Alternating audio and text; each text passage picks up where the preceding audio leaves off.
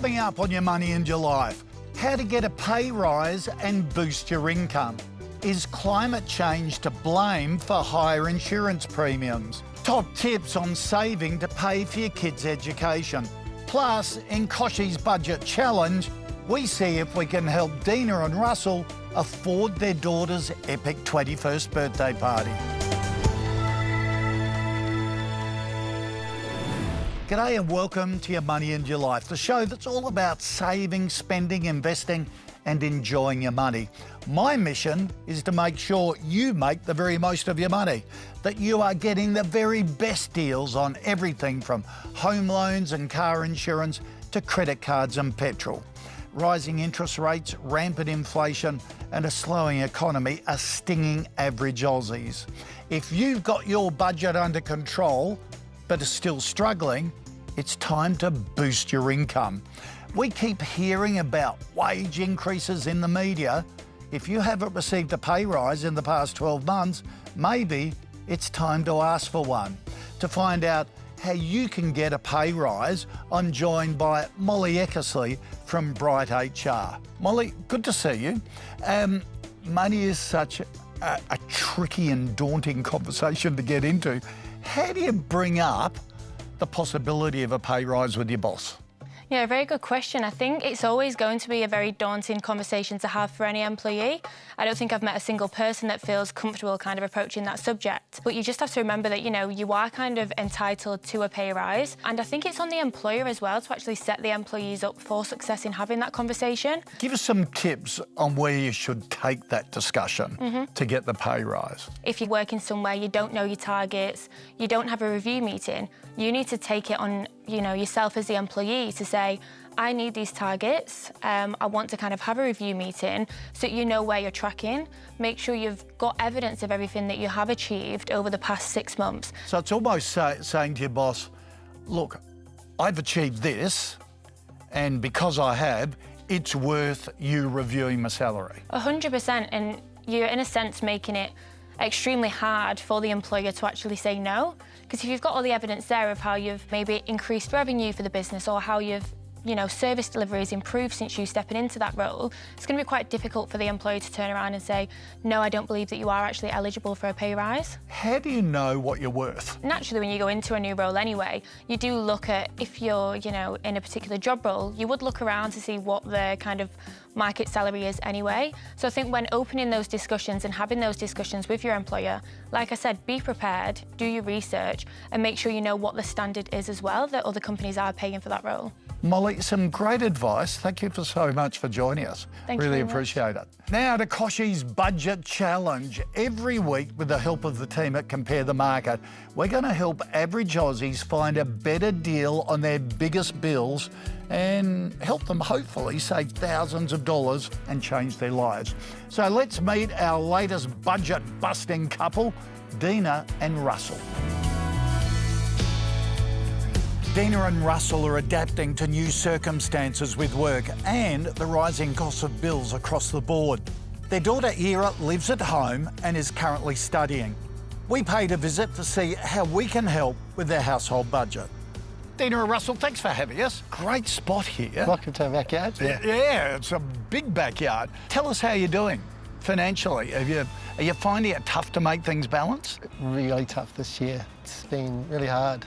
Yeah, she knows. She runs all the finances. Ah. We've had a little bit of turmoil because I'm currently job hunting. So it's been challenging to try and keep everything afloat. Russell's got a few side hustles going. Yeah, side hustles make such a big difference, don't they? If you can get there, everyone looks at costs, but if you can have alternative income, that's really important, isn't it? Plus, I make their meals. I'm the main chef. I can be really disciplined, keeping the cost down on food as well. Yeah.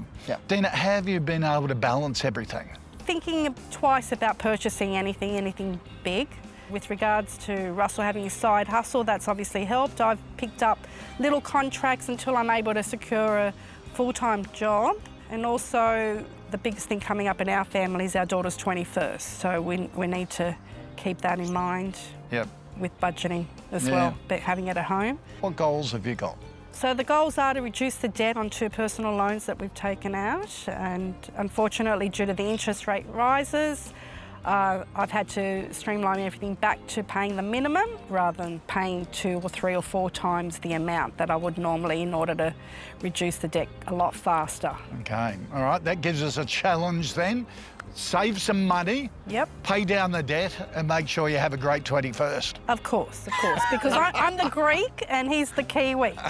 So Greeks don't do anything small.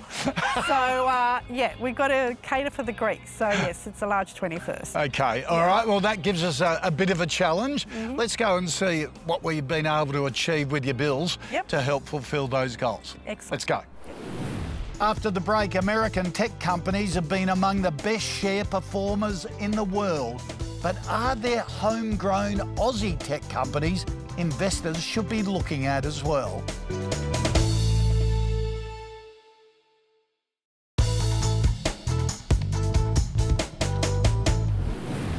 Welcome back to Your Money and Your Life. Well, US tech giants like Apple and Amazon and Microsoft have been shooting the lights out on the American share market.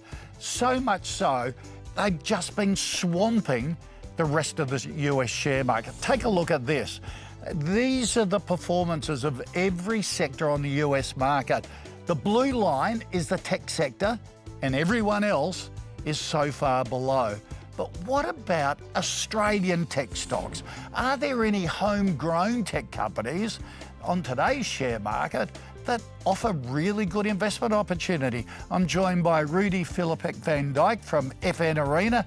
Rudy, do we have homegrown tech stars, if you like, that are worth looking at? They're not the size of the American companies, but yes, we do. I mean, and it also depends on how you define technology. But I believe we have some absolutely great technology companies on the share market. The ones that come to mind, which I believe are the best we have on the stock exchange. They include Technology One, they include REA Group, they include Promedicus and WiseTech Global. Now, the problem with those 4, and they are amongst the best we have on the stock exchange, is that by now investors have caught up on this. So it's sort of reflected in the valuation already. Put them on your list. Yeah. If there's a crash in the share market or their prices disappoint, pick them up on weakness. What are some tech stocks that offer more immediate growth if you're a share investor? And then again, it depends on the labeling, but I believe that you can still have a look at Webjet. Webjet, which is in the travel industry, online travel. And accommodation. Right. Macquarie, it used to be called Macquarie Telecom, it's now Macquarie Technology. So what do they do? Essentially, they do telecommunication services, but their future's now hinged on data centers. Right. Macquarie Telecom is increasingly becoming an important data center operator in Australia, and that is basically what their future hinges about here. Okay. And then the third one is a little bit of a quirky one. It's Life 360, which is officially an American company, but they are listed in Australia, and they essentially give, let's say it, monitoring for families and protection. So if your son or daughter goes on the internet, you want them to prevent, not to see everything that you don't want them to see, but also they do tracking services for pets these days. They are quite highly regarded already, but their business models, each of them, are not quite as mature as the quality ones I mentioned earlier. Rudy, some great advice there. Thanks for joining us, mate. Really appreciate it. My pleasure. And if you're interested in share investing, I host a daily show called The Call on the AusBiz streaming network, where I put 10 stocks suggested by viewers to an expert panel, of which Rudy is part of, for their views on whether to buy, hold or sell. It's a lot of fun and incredibly informative. Climate change has scary consequences. Fires, floods, wild weather are a serious threat. And the emotional and financial cost of these natural disasters has been enormous. The repair bill for the 2022 floods in Queensland and New South Wales was more than $6 billion, with insurers responding to hundreds of thousands of claims. Even if you were lucky enough to avoid damage, you may have still seen your insurance bill go up. Protecting your homes is so important, but for some people, insurance is becoming too expensive. If that's you, be proactive to try to beat the heat before your renewal rolls around. Compare policies to see if you can find similar cover but for less. See if adjusting your excess could help lower your premium.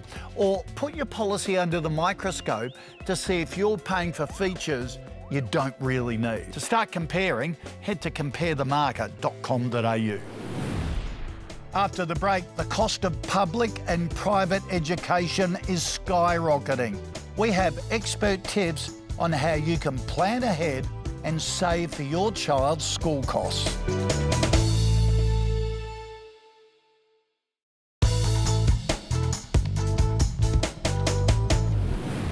Welcome back to Your Money and Your Life. Let's talk school fees. I have 4 children, and during their schooling, I would never game enough to add up the cost of their education. I just tried to make it work. But I don't think we'd scrape by these days with the costs. New figures from Futurity Investment Group show Melbourne is the most expensive city for a government education, where it will cost $108,000 for the next 13 years of public schooling when you add up all of the costs associated with going to school. When it comes to independent education, Sydney, the most expensive city, with parents of current kindy kids expected to fork out a whopping $378,000 over the next 13 years. But you can take the stress out of education costs by planning ahead and saving now for the big expenses down the road. To show us how, I'm joined by independent financial planner Claire Mackay. Claire, good to see you. It's horrendous when you add it all up, and I don't want to. Is sticking money in the bank the best way to do it, or are there better ways? There's different ways for different families. So I think the key thing here is understanding that your choice of education for your child, be it government or independent, is not an indicator of their future success or happiness. Yep. So if you financially just can't afford it, don't feel guilty. Yep. If your neighbours are all sending their kids off to private schools and you have done the numbers and it doesn't work, don't feel that you're holding your kids' future success and happiness back. Oh, I went to the local high school. I turned out all right.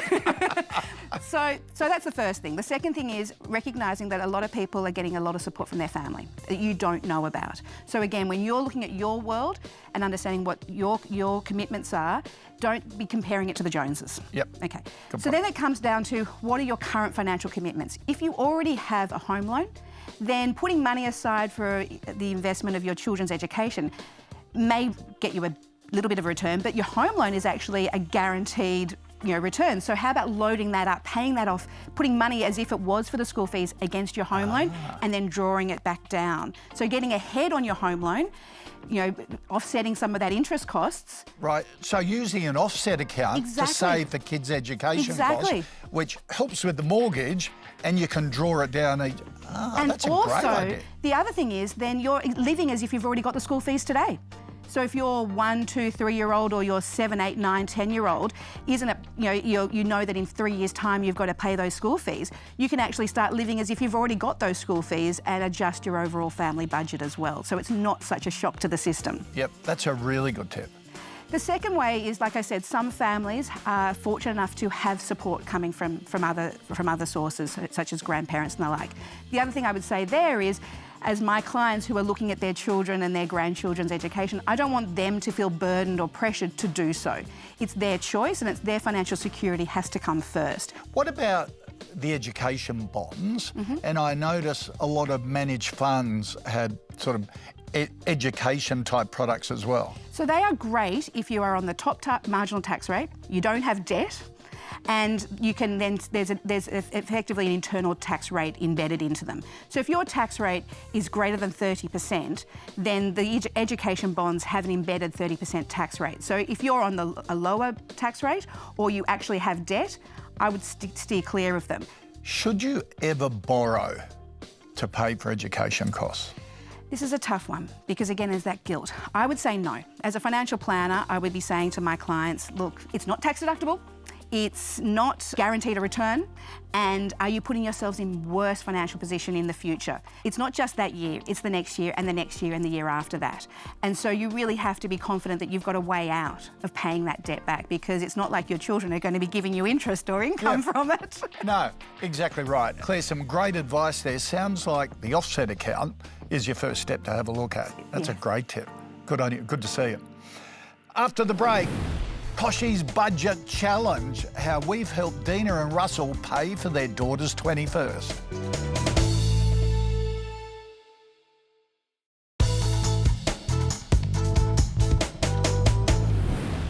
Well, let's return to Dina and Russell. We've gone through their bills with the experts that compare the market to see if we can find better deals. Get ready for some big surprises. All right, let's get stuck into it. 2 goals, a really fancy 21st. Yes. Everyone can enjoy, and paying down some debt. So the team at Compare the Market have gone through all of your bills.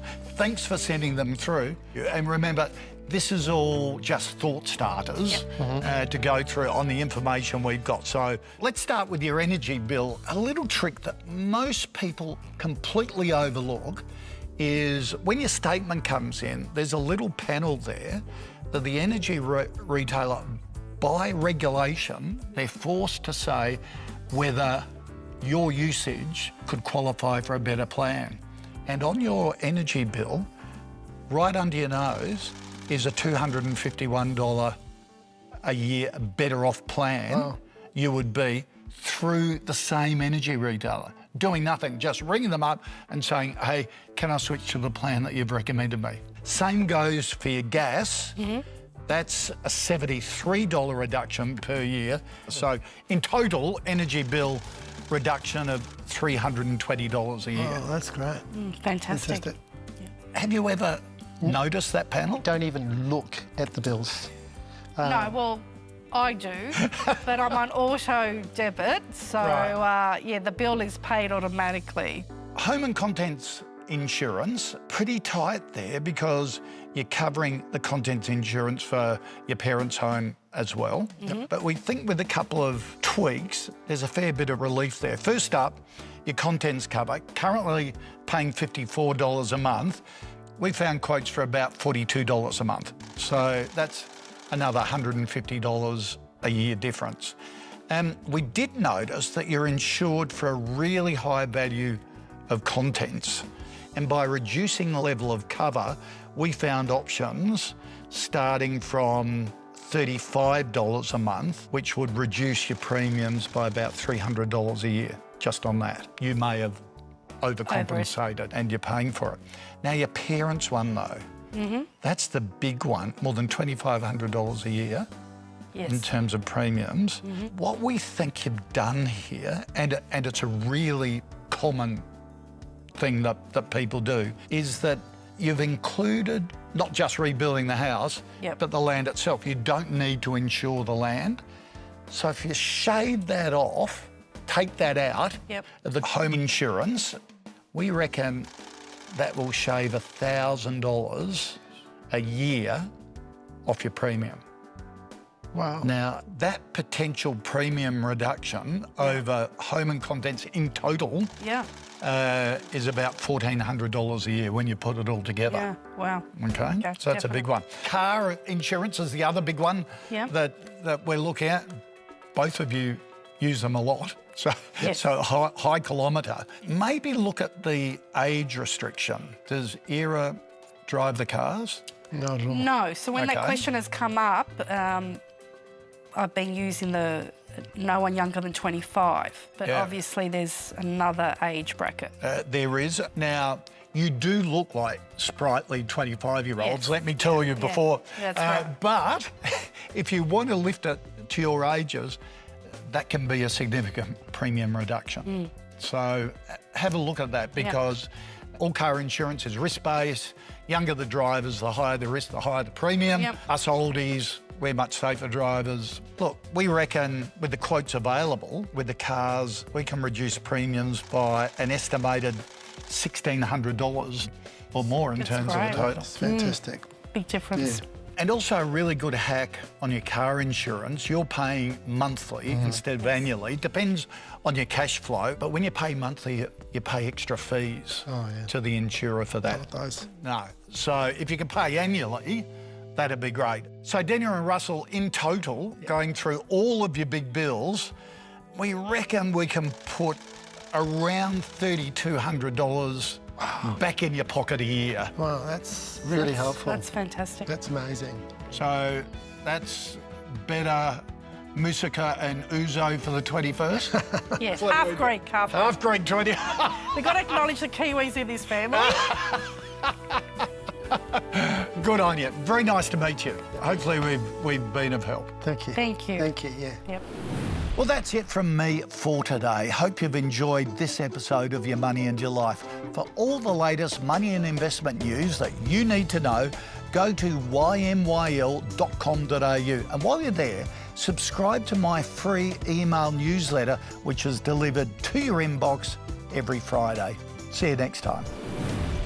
Next week on Your Money and Your Life, find out how you can start a side hustle and boost your income.